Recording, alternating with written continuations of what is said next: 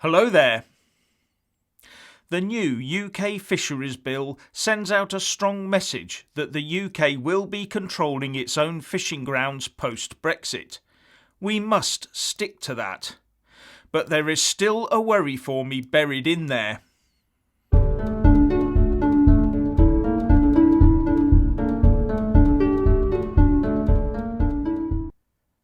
Firstly, as ever, please kick that YouTube algorithm up the behind by giving this video a nice little like. And I do generally upload new videos every day, so please do check back at least daily. Now, the new Fisheries Bill has started its journey through Parliament, and from first reading it definitely puts out the message that the UK is not going to mess about with taking back control of UK fishing waters. But there is one thing in it that I do want you to be fully aware of. The bill started the legislative process in the House of Lords, presumably to give them some Brexit work to do while waiting for other bills to get through the Commons before making their way to the Lords.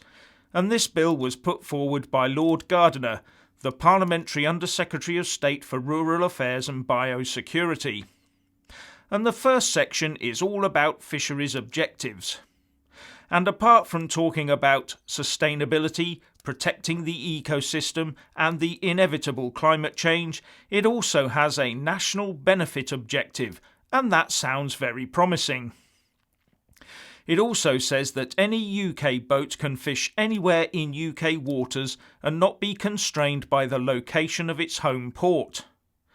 The bill also has a clause on bycatch, something that has bedevilled our fishing industry for years, where they've been forced to throw untold amounts of dead fish back into the water due to EU regulations. But this bill talks about a bycatch objective that allows such fish to be landed, recorded and accounted for, but only where this is appropriate and in particular does not create an incentive to catch fish that are below minimum conservation reference size. And importantly, the national benefit objective is that fishing activities of UK fishing boats bring social and economic benefits to the United Kingdom or any part of the United Kingdom. More on that one in a minute. Now, how about access to foreign fishing vessels, I hear you ask?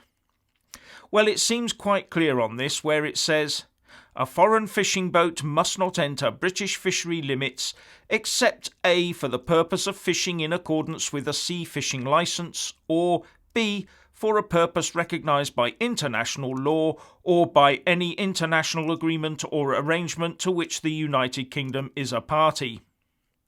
And it goes on to say that any contravention of this will constitute an offence by the master of the vessel, its owner, or where one exists, the charterer.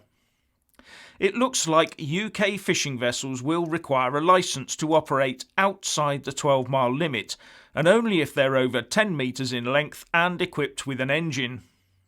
But any foreign vessels are prohibited in any UK waters unless they have a licence, except around the Isle of Man, I think.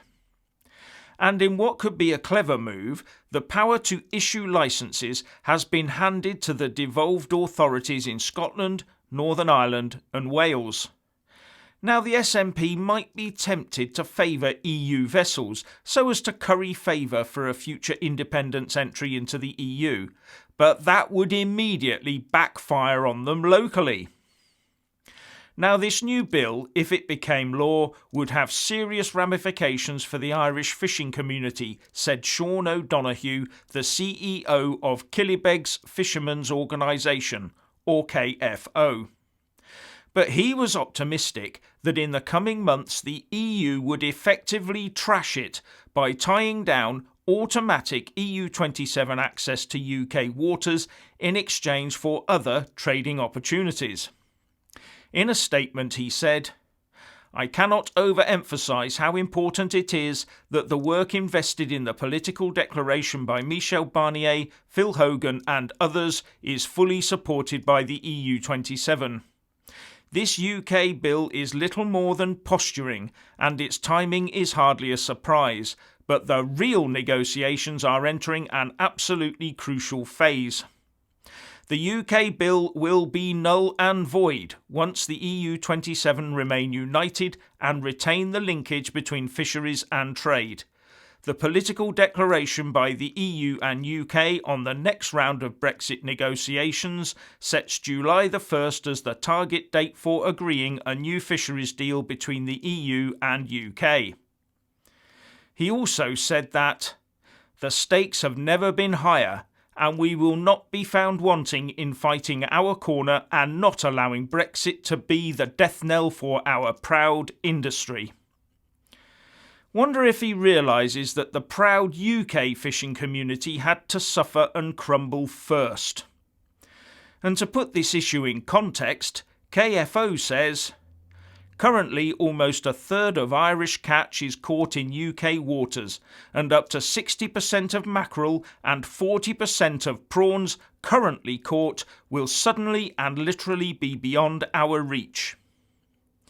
Now I'm going to throw a big word of Brexiteer caution in here, and that is, if you recall I quoted the National Benefit Objective. Let's look at that one again. It says, the National Benefit Objective is that fishing activities of UK fishing boats bring social and economic benefits to the United Kingdom or any part of the United Kingdom. Note that it says the activities of UK fishing boats. Why doesn't it just say that the National Benefit Objective is that all fishing activities bring social or economic benefits to the United Kingdom or any part of the United Kingdom? But it doesn't. So why only mention UK fishing boats? Unless, of course, you are leaving the door open for another sellout. And I still can't get my head around the first section under the heading Fishing Opportunities, where it says, the Secretary of State may determine for a calendar year, A, the maximum quantity of sea fish that may be caught by British fishing boats, B, the maximum number of days that British fishing boats may spend at sea. I cannot see any reference to doing so for foreign vessels. And why not just say all fishing boats? Why just British ones? Remember that the UK can still fully control the waters and access to them, while still agreeing separately via a treaty to have a large amount of the available annual quota allocated to the European Union. Can't it? As I keep on saying, keep your beady eyes on Boris. Anyway, if you want to hear more from me, please don't forget to subscribe and also press that little bell, or you won't get any notifications. And if you want to see more of me, buy a mug with my mug on it. Anyway, what do you think about this fisheries thing? Please share and comment, and thank you for watching. Please do like and share this video, and also subscribe to my channel. And when subscribing, please do remember to press on the little bell next to the subscribe button. That way you'll get an alert every single time I put up a new video. And thank you very much for watching.